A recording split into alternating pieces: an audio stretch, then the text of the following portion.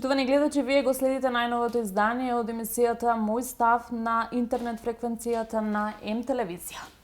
Мојот вечерашен гостин е господинот Игор Николов, председател на Централната комисија за здравство на ВМРО ДПМН и член секако на партијата. Ке говориме за она што се случуваше во изминатиот период, меѓутоа и за она што ќе се случува во иднина, за кампањата на председателските избори и секако за кампањата која што е се уште во тек за парламентарните избори кои што ни следуваат на 8 мај. Господине Николов, ви благодарам што ја прифативте мојата покана да бидете дел од Мој став на М телевизија. Ви благодарам на поканата и на интересот. Како се задоволен како член на ВМРО ДПМН и нели од името на вашата матична партија за тоа како се одвиваше кампањата за председателските избори? Па вака генерално кампањата за председателските избори беше на едно културно ниво. Ние сме задоволни од тоа какви пораки испративме и до нашите гласачи и до граѓаните. И секако сме задоволни заради тоа што практично за председателските избори имаме еден кандидат кој што е врвен професионалец од својата област, посебно од областа на она што е најголем интерес во моментот на Македонија, тоа е уставното право. Во исто време нели се одвиваат и другата категорија на избори, тоа се оние парламентарни избори, каде што практично се активира сите нивоа, сите сектори, односно делови на партијата по изборни единици и тука и во овој дел се исто така сме прилично задоволни во тоа на кој начин ги упатуваме пораките до нашите граѓани, како фидбек добиваме од нашите граѓани и не само значи од гласачите, туку и од поширокото членство. Сега од поширокиот аудиториум. Сега би сакал да кажам дека се соочуваме со една кампања во која што практично гледаме од едната страна гледаме една манипулативна програма која што се повторува. Слична иста програма која што веќе е објавена, односно најавена во 2016 година, 2017 година. Имаме една манипулативни изјави кои што практично ветуваа дека истата програма од пред 4 или 6 години сега ќе биде реализирана во иднината, наспроти она кое што ние го имаме како програма или како предлог.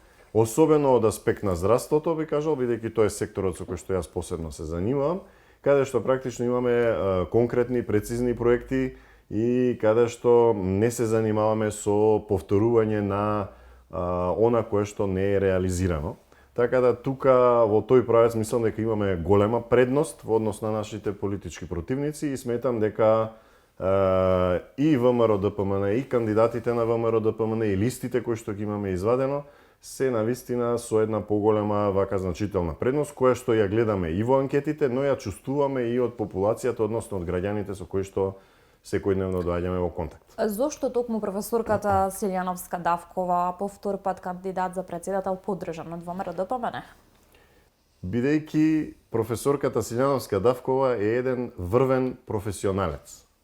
Професорката Давкова е врвен експерт од областа во која што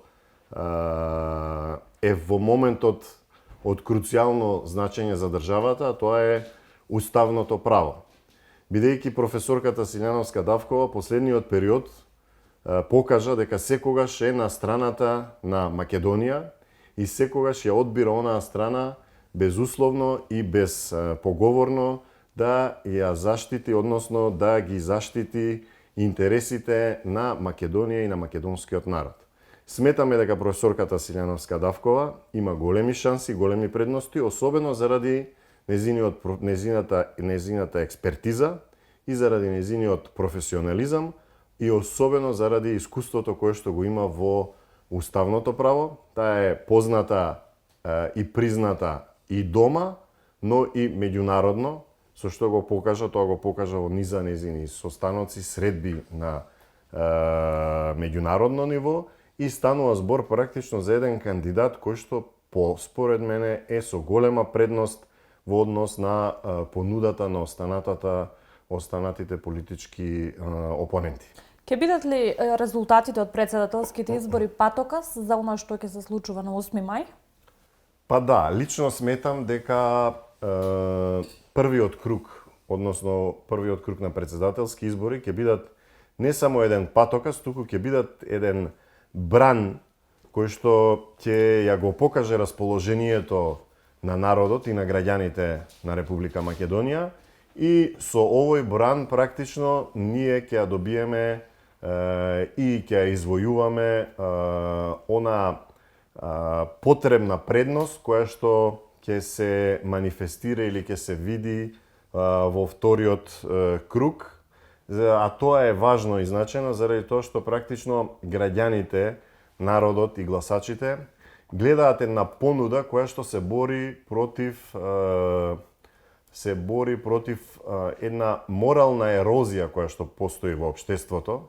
Морална ерозија во смисла на тоа да имаме идентична понуда на програма која што не била реализирана, и тогаш граѓаните сигурно си го поставуваат прашањето доколку досега овие луѓе не ја реализирале програмата или не ја реализирале понудата, зошто од сега некој би гласал за нив, односно би ја дал поддршката за нив. Така да сметам дека овој прв бран ќе донесе голема предност на нашата политичка опција, ќе го потврди вистинскиот избор на професионализмот, односно предноста која што има експертизата и професионализмот, особено на врвни експерти како што е професорката Сињановска-Давкова, и дека тоа ќе ни даде дополнителна предност во вториот круг, кога нашите листи и нашите кандидати на вистина ќе извојуваат една разлика, една голема предност во однос на противничките, односно другите политички опоненти, и со тоа ќе ја потврдиме практично нашата желба за корекција во општеството, нашата желба за борба со моралната ерозија и нашата желба да ги поправиме сите оние несакани појави кои што се манифестираат во општеството во изминатиот период, а тука особено би ја спомнал политичкиот морал, би ја спомнал ерозијата на овој морал, и секако од медицински или здравствен аспект би рекол дека медицинската етика и медицинската деонтологија, особено на здравствените работници, посебно оние кои што се вклучени во политичката кампања, мислам дека треба да бидат на едно позавидно ниво. Лидерот на вашата матична партија, господинот Христијан Мицковски, на митинзите кои што се актуелни периодов за парламентарните избори најавува голема победа и малтене најави дека ќе се отворени вратите за коалицирање со албанската опозиција. Ова од друга страна најде на низа, ќе ги наречам закани, можеби од Европскиот фронт и од лидерот на ДУИ, господинот Ахмети. Како ќе го искоментирате тоа? Видете, тука едноставно може да се искоментира дека човек дава закани кога чувствува несигурност. Човек дава закани кога е соочен со реалноста, а реалноста е тоа дека политичката опција ДУИ е потребно да отиде во опозиција. Тоа е здраво не само за самата политичка партија, тоа е здраво и за целокупното општество, и секако е здраво за Македонија. Човек кој што дава закани или упатува закани е исплашен човек од реалноста и од она кое што се случува, и мислам дека граѓаните тоа ќе го потврдат и на првиот и на вториот круг од овие избори. Јас верувам дека нашите граѓани се мудри, дека нашите граѓани име преку глава да имаат предлози на програма кои што се базираат на национални теми. Нив им се потребни решавање на реалните проблеми, на реалните теми, реалното секојдневие, заради тоа што реалноста на македонскиот граѓанин е таква да тој заминува, се иселува за барајки си подобра иднина, а сето тоа е како резултат на прекумерната или премногу зголемената корупција, која што сметаме дека оваа власт на ДУИ и СДС како нивни главни одржувачи ја развија до максимум последните 7 години. Ние сметаме дека уцените и начинот на кој што комуницираат и функционираат функционерите на ДУИ ќе бидат прекинати и ќе застанат во следниот после овие избори, со тоа што тие ќе бидат во опозиција, да се реформираат, да се рестартираат, тоа е како добро за нив, така и за општеството. Постојано сте активен и во партијата и на терен со сето она што сега се случува. Што се случува на терен? Каква е сликата? Што вели обичниот граѓанин? Видете, ние сме во континуитет на терен, јас сум секојдневно активен, не само на терен од политички аспект, активен сум во секојдневен контакт со граѓаните. Нашите граѓани имаат реални проблеми, кои што реални проблеми не можат да се решаваат доколку не се направи една системска реорганизација и доколку не се направи еден вистински систем кој што ќе биде функционален. Нашите граѓани не можеа да замислат дека ќе им биде тема на разговор да можат да извадат пасоши и лични карти. Тоа беше незамисливо, но за денеска ни е реалност. Нашите граѓани не можат да замислат дека некои млади така наречени голобради момчиња ќе можат да купуваат трговски центри. Тоа не може да ги реши реалните проблеми на граѓаните и заради тоа тие напуштаат државата. Главните мерки кои што треба да ги насочиме е во борба со корупцијата. Борбата со корупција ќе вроди плод да нашите граѓани имаат еден пофункционален, еден добар систем, кој што ќе овозможи да нивните реални проблеми си ги решаваат сами, се решаваат без некакви ургенции, врски, протекции и така натаму, туку системот функционира само од себе и системот ги решава потребите на нашите граѓани. Тоа е желбата и идејата на владата која што ќе ја формираме веројатно после 8 мај.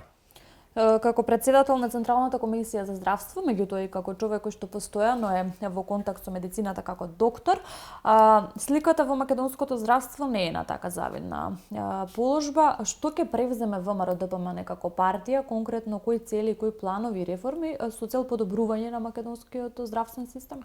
Видете, сликата на македонскиот здравствен систем е таков заради тоа што имаме нереализирани ветувања и секако немање конкретни планови.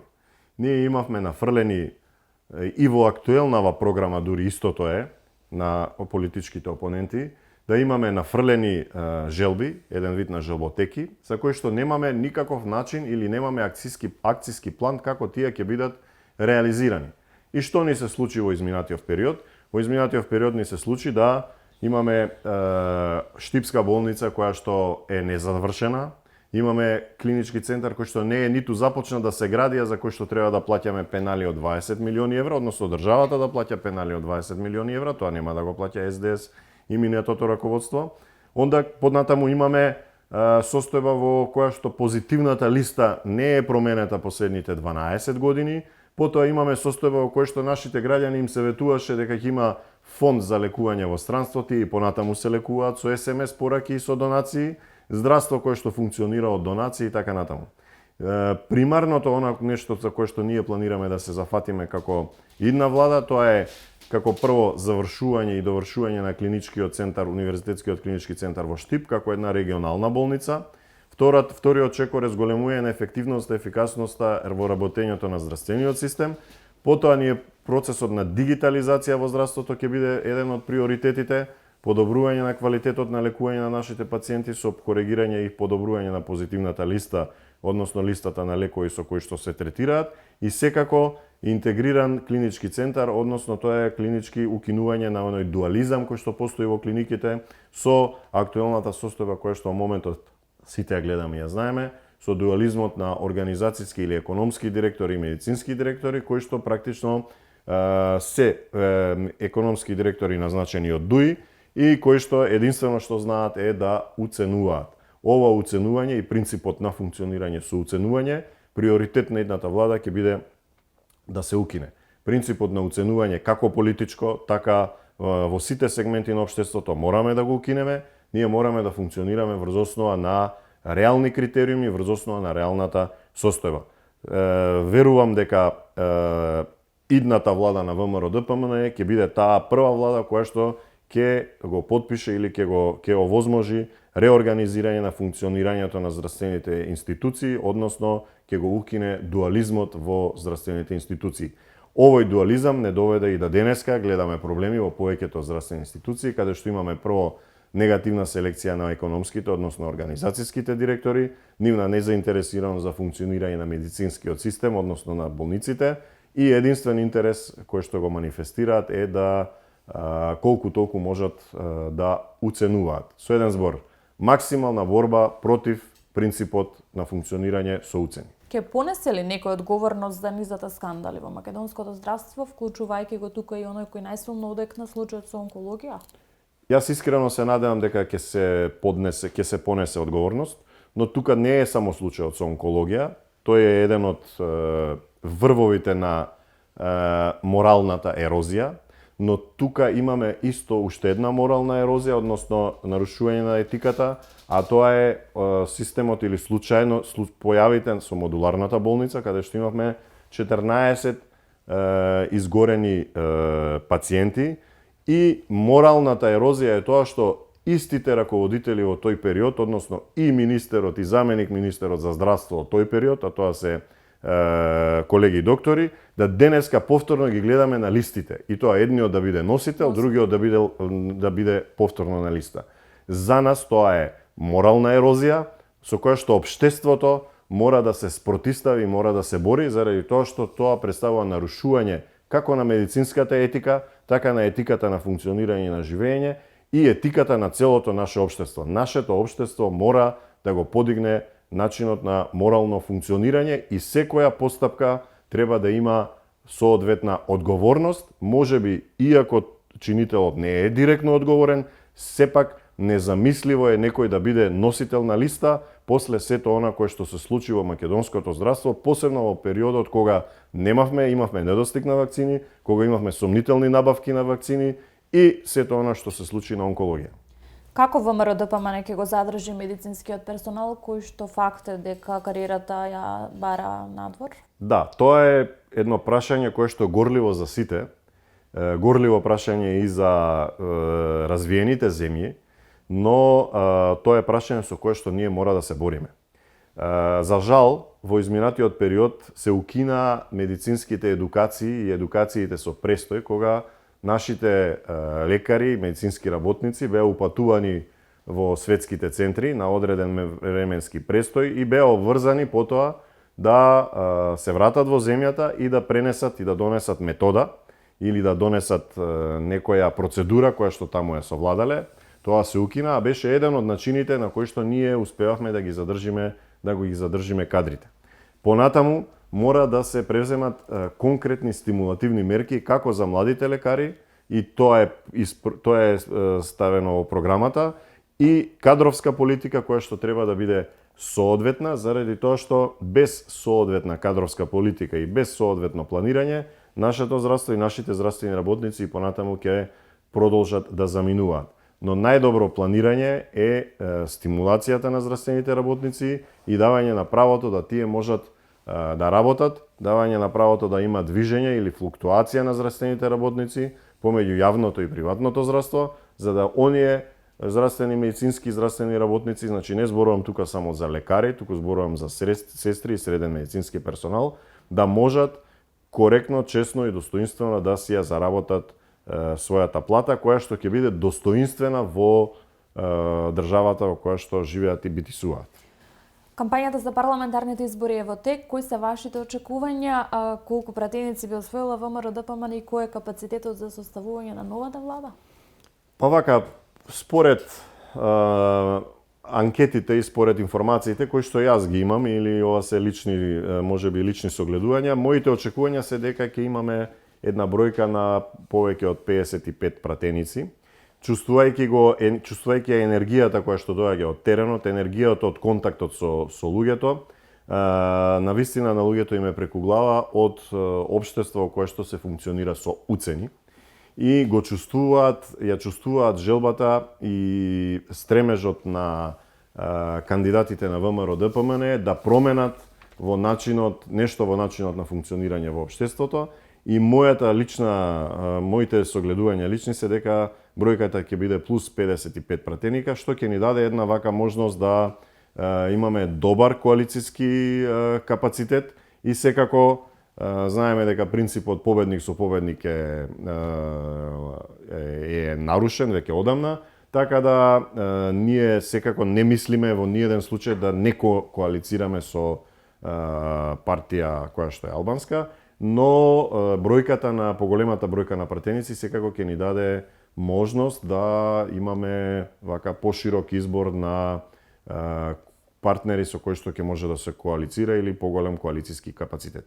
Доктор Николов, ви благодарам за одвоеното време и ви благодарам за овој разговор. Ви благодарам за поканата и за интересот. Мој став со доктор Игор Николов, председател на Централната комисија за здравство при ВМРО-ДПМН и секако член на партијата. Почитувани гледачи, вам ви благодарам за вниманието со кое што го проследивте и овој разговор. Се гледаме наредната седмица.